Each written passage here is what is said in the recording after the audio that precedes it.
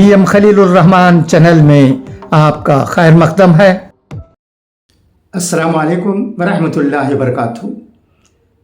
وقف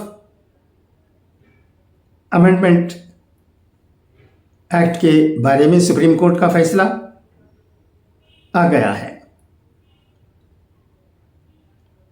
اسے میں پڑھتا ہوں، اردو میں ترجمہ کر کے سنیے گا۔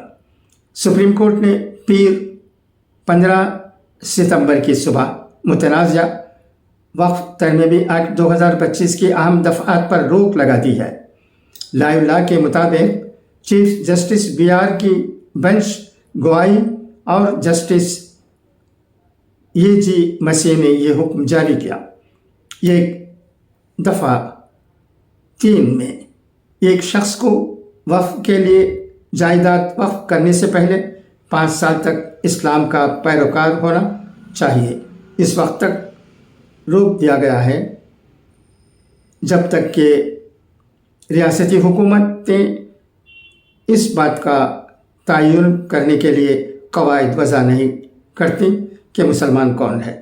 2 حکومت کے نامزد افسر کو اس تنازع کا فیصلہ کرنے کی اجازت دینے والے شخص پر روک لگا دی گئی ہے کہ آیا کسی وقت املاک نے سرکاری املاک پر قبضہ کیا ہے، یہ مشاہدہ کرتے ہوئے کہ ایک ایگزیکٹو آفیسر کو ذاتی شہریوں کے حقوق کا فیصلہ کرنے کی اجازت نہیں دی جا سکتی اور اس سے اختیارات کی علیحدگی کی خلاف ورزی ہوگی۔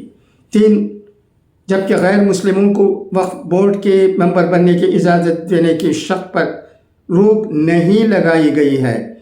عدالت نے کہا کہ وقف بورڈ میں 3 سے زیادہ غیر مسلم اراکین کو شامل نہیں کیا جانا چاہیے اور مجموعی طور پر 4 سے زیادہ غیر مسلموں کو وقف کونسل میں شامل نہیں کیا جانا چاہیے۔ عدالت نے وقف املاک کے اندراج کی شرط پر یہ کہتے ہوئے روک نہیں لگائی کہ ایسا ہمیشہ سے ہوتا رہا ہے۔